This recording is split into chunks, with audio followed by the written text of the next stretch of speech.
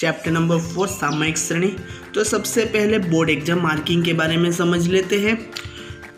इस चैप्टर में से बोर्ड में कुल 12 मार्क्स का पूछा जाता है, जिसमें से सेक्शन ए में 1 मार्क्स का पूछा जाता है, सेक्शन बी में 1 नंबर वाले 1 नंबर का पूछा जाता है, सेक्शन सी में शॉर्ट क्वेश्चन आता है 2 मार्क्स के लिए, सेक्शन डी में भी शॉर्ट क्वेश्चन आता है 3 मार्क्स के लिए, और सेक्शन एफ में 5 नंबर का एक क्वेश्चन आता है। ऐसे मिला के टोटल इस चैप्टर में से 12 मार्क्स का आता है। जो 5 मार्क्स का पूछा जाता है और 3 मार्क्स का पूछा जाता है वो बड़े सम होते हैं, जो 2 मार्क्स का पूछा जाता है वो शॉर्ट सम होते हैं। और सेक्शन ए और सेक्शन बी बुक के पीछे से ही हम तैयारी करेंगे, जिससे हम 1 मार्क्स कवर कर सकते हैं। मतलब ये चैप्टर बहुत सिंपल है, हम पूरा का पूरा 12 मार्क कवर कर सकते हैं। चलिए चैप्टर पढ़ लेते हैं। अब सामयिक श्रेणी निकालने की विधि। तो सामयिक श्रेणी निकालने की मुख्य 3 विधि है। सबसे पहला जो विधि है वो आरेख की विधि। आरेख मीन्स ग्राफ बनाना होता है, जो बोर्ड के एग्जाम में अभी तक पूछा नहीं गया है, तो भी हम एक समूह के बारे में उसकी चर्चा करेंगे। सेकेंड है न्यूनतम वर्ग की विधि, जो अभी एग्जाम में 5 नंबर में पूछा जाता है न्यूनतम वर्ग की विधि, और 3 नंबर में भी शॉर्ट में भी पूछा जाता है। देन थर्ड है चलित औसत की विधि। ये भी 5 मार्क्स में अथवा में, मतलब न्यूनतम की वर्ग की विधि अथवा चलित औसत की विधि ऐसे पूछा जाता है। ओके, तो चलिए सबसे पहले हम न्यूनतम वर्ग की विधि को समझ लेते हैं। चलिए न्यूनतम वर्ग की विधि की फॉर्मूला। तो सबसे जो पहला स्टेप है, जैसे हम चैप्टर नंबर 3 हमने फाइंड आउट किया, पहला स्टेप हम क्या निकालते थे, x बार निकालते थे। लेकिन यहाँ पे पहला स्टेप हमको क्या निकालना है, t बार निकालना है, क्योंकि इसमें हमको टाइम सीरीज निकालना होता है। और टाइम सीरीज को हम टी, मतलब सामयिक श्रेणी मीन्स टाइम सीरीज को हम टी कहते हैं। इसलिए यहाँ पे पहला स्टेप टी बार निकालना है। तो टी बार का फॉर्मूला क्या हो जाएगा, sigma t divide by n. Second step उसमें क्या निकालते थे, वाई बार निकालते थे। तो यहाँ पे भी हमको वाई बार ही निकालना है। तो वाई बार इक्वल टू क्या हो जाएगा, sigma y divide by N.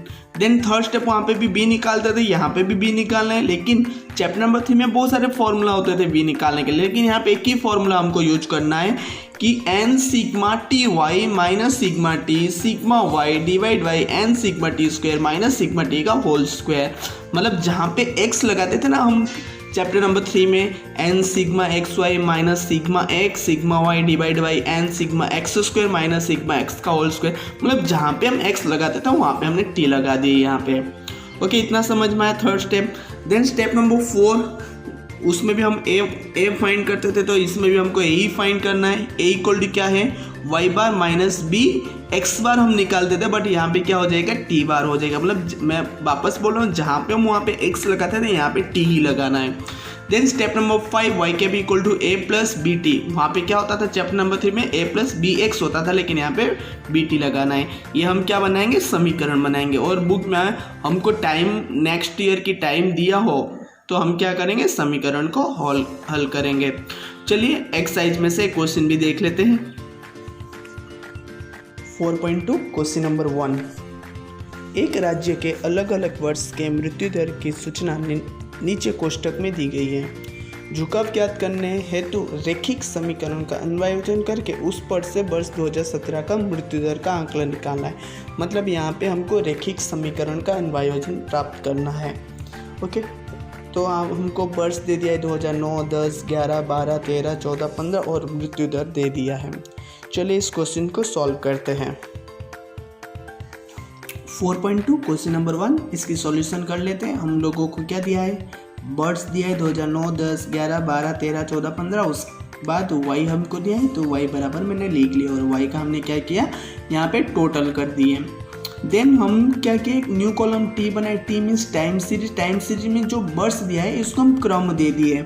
Okay, account में चैप्टर नंबर 3 में भी हम क्रम देते थे, तो यहाँ पे मैंने क्रम दे दिया 1, 2, 3, मतलब टी बराबर 1, 2, 3, 4, 5, 6, 7, मतलब 2015 के लिए 7 दे दिए। फिर नेक्स्ट कॉलम हमको फॉर्मूला के हिसाब से हमको क्या बनाना है, टी वाई बनाना है, मतलब टी और वाई का गुणा करना है। तो 7.6 इंटू 1, तो आया 7.6 इंटू 2, कैलकुलेटर में आप कर सकते हो। ओके, चलिए 7.1 इंटू 3, 7.3 इंटू 4, 7.2 इंटू 5। और आपको पता है ना GT बटन का यूज करके इसकी टोटल लेकर आ जाना है, या ऐसे टोटल करो, बेटर है कि GT बटन का यूज कर लेना है। तो 197.6 TY का टोटल आ गया। देन टी का स्क्वायर का मीनिंग क्या हुआ, ये जो दिया उसका स्क्वायर करेंगे, 1 का स्क्वायर 1 मतलब टी है ना उसका स्क्वायर करेंगे, 2 का स्क्वायर 4, 3 का स्क्वायर 9, 4 का 16, 5 का 25, 6 का 36, 7 का 49 एंड इसका टोटल कितना आ गया 140 आ गया। सो अब फॉर्मूला हमने पहले अभी फॉर्मूला देखे, तो पहला फॉर्मूला में क्या था, फर्स्ट स्टेप टी बार का था, क्योंकि चैप्टर नंबर 3 में पहला एक्स बार होता है, चैप्टर नंबर 4 में टी बार। तो टी बार का फॉर्मूला क्या है, sigma t divide by n. Sigma t का मतलब क्या है, टी का टोटल। तो यहाँ पे देखो टी का टोटल कितना आया है 28 आया हुआ है, तो मैंने यहाँ पे लिखा 28, एन बराबर टोटल कितने हैं 7 है ना, 7 पीरियड है तो 7 से, तो 28 डिवाइड बाई 7 इक्वल टू 4 आ गया। देन सेकेंड स्टेप क्या है y bar, then y bar equal to sigma y divide by n, means y का टोटल कितना है, वाई का टोटल 49.9, तो यहाँ पे लिखा 49 point divide by 7 equal to 7.13 आ गया। ये हमारा सेकेंड स्टेप कंप्लीट हुआ। देन थर्ड स्टेप का फॉर्मूला क्या है, b equal to n sigma t y minus sigma t sigma y divide by n sigma t square minus sigma t का whole square. Okay, ये हमारा formula है। सो सबसे पहले एन बराबर हम 7 रखें, सिग्मा टी वाई, तो सिग्मा का मीनिंग क्या होता है टोटल, तो किसका टोटल, तो टी वाई का टोटल। तो यहाँ पे टी वाई का टोटल कितना है 197.6, सो यहाँ पे हमने लिख दिया 197.6। तो माइनस का माइनस, सिग्मा टी ऊपर कितना आया था सिग्मा टी 28, सिग्मा वाई कितना आया था 49.9 डिवाइड बाई एन बराबर 7 सिग्मा टी स्क्वायर। तो सिग्मा मीन्स टोटल, किसका टोटल, टी स्क्वायर का टोटल। तो यहाँ पे देखो टी स्क्वायर हमने निकाला था, टी स्क्वायर का टोटल कितना आया है 140 आया है, तो यहाँ पे हमने कितना लिखा 140 माइनस का माइनस सिग्मा टी बराबर ऊपर हमने 28 रखा है, तो यहाँ पे 28 का स्क्वायर लिख दिए। ठीक है, सो सबसे पहले इन दोनों की गुणा किया, माइनस इन दोनों को गुणा किया, डिवाइड बाई इन दोनों को गुणा किया, माइनस इन 28 का स्क्वायर किया 784, इन दोनों को माइनस करने पर माइनस में 14, इन दोनों को माइनस करने पर 196, माइनस 14 को 196 से डिवाइड करेंगे तो b इक्वल टू माइनस 0.07 आ गया। ये हमारा थर्ड स्टेप क्या हुआ, कंप्लीट हो गया। चलिए फोर्थ स्टेप देख लेते हैं। फोर्थ स्टेप क्या है, a equal to y bar minus b t bar. Okay, वहाँ पे x बार होता था और यहाँ पे टी बार है, तो y बार इक्वल टू कितना आया था 7.13 आया था, माइनस के जगह माइनस, और b इक्वल टू कितना आया था माइनस में 0.07। तो देखो यहाँ पे मैंने ब्रैकेट में लिखा क्योंकि दूसरी एक माइनस है, और t बार इक्वल टू 4 आया था। तो 7.13 माइनस माइनस क्या हो जाएगा, प्लस हो जाएगा, 0.07 को 4 से गुणा करेंगे तो 0.28, फिर इन दोनों को प्लस करने पर 7.41। कैलकुलेटर का आप यूज करके कर सकते हो। देन स्टेप नंबर 5, तो step number 5 y cap equal to a plus b t. Okay, तो x के जगह पे यहाँ पे t रखते हैं, तो a बराबर 7.41 आया, plus b equal to minus में 0.07 और t का t, तो क्या हो गया 7.41 प्लस माइनस माइनस 0.07 और t के जगह पे t। आपको पता है कि हर सवाल में क्वेश्चन नंबर जो 5 स्टेप हमको समीकरण बनाना है। ओके, देन स्टेप नंबर 6 वर्ष 2017 के लिए बोला है। ओके, तो हम लोगों ने देखे कि जब 2009 हो तो 1, 2010 हो तो 2, 2014 हो तो 6, 2015 हो तो 7, तो हमको क्या पूछा है 2017 के लिए। अब 2017 के लिए आप ये मानो कि 2000 यहाँ पे 16 दिया होता, तो 2016 के लिए t बराबर कितना हो जाता, 7 के बाद 8 होता, फिर 2017 के लिए t बराबर कितना होगा, 8 के बाद 9 होगा। तो यहाँ पे t की वैल्यू हमको कितना रखना है, 9 रखना है।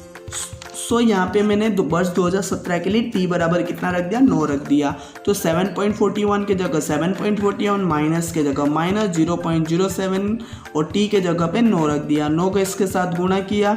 ओके, जो भी आया 7.41 से इसको माइनस करने पर 6.78 इसका आंसर है। आपको आया समझ में? ओके, चलिए क्वेश्चन नंबर 2 भी समझ लेते हैं। क्वेश्चन नंबर 2, केंद्र सरकार द्वारा जारी किया गया कोस्ट इन्फ्लेक्स CII विशेष सूचना निम्नानुसार है। इस अंक में 1981 से 82 को आधार वर्ष लिया गया है। इस सूचना से रैखिक समीकरण का अन्वयोजन करके वर्ष 2015-16 हेतु इस अंक का आंकलन निकाले।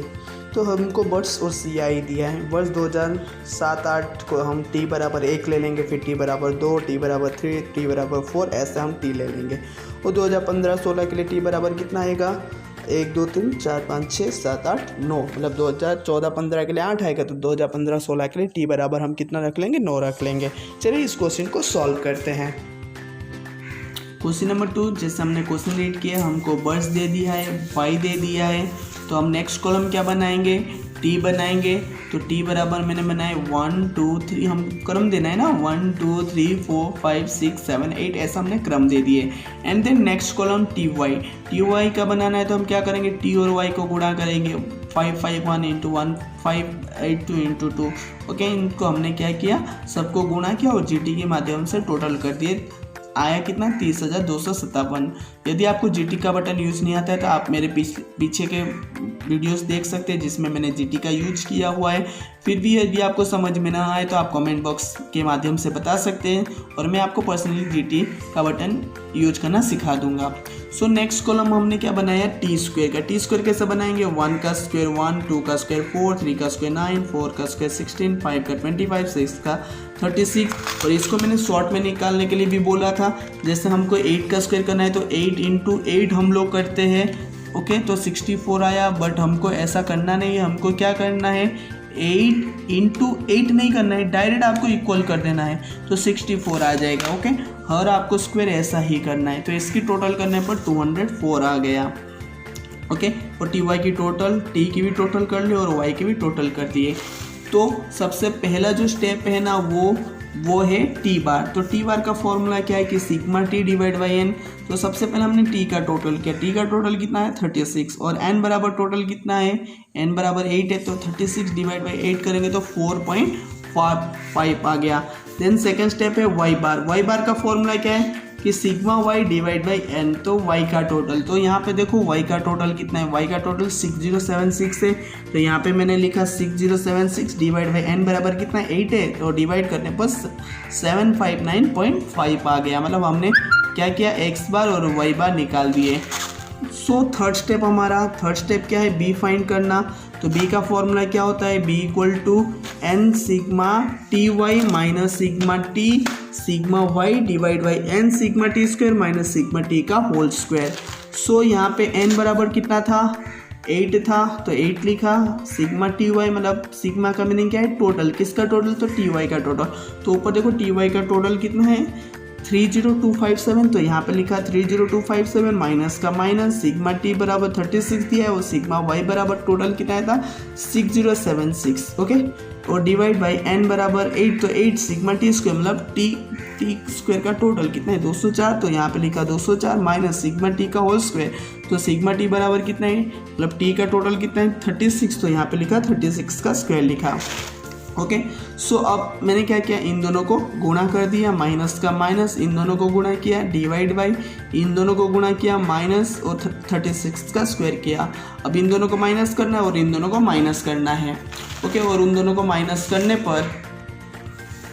करने पर कितना है 23,320 डिवाइड बाई 36 आया, और इन दोनों को डिवाइड करने पर b इक्वल टू 69.40 आ गया। देन स्टेप नंबर 4 क्या है, a equal to y bar minus b t बार।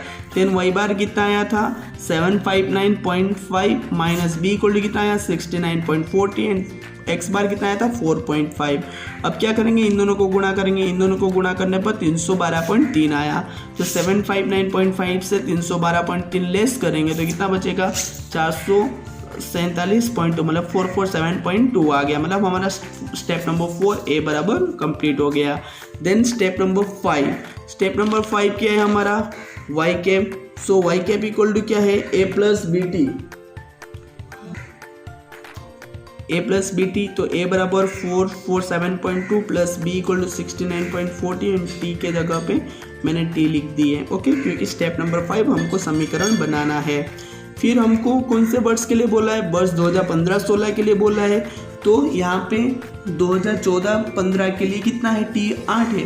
फिर नेक्स्ट ईयर कौन सा आएगा 2015-16 ही आएगा, तो 2015-16 के लिए कितना हो जाएगा t बराबर नेक्स्ट 9 हो जाएगा। इसलिए देखो मैंने यहाँ पे लिखा है कि वर्ष 2015-16 के लिए t बराबर 9 रखने पर तो y के बराबर पुट किया प्लस 69.40 का 40 और t बराबर 9 पुट किया।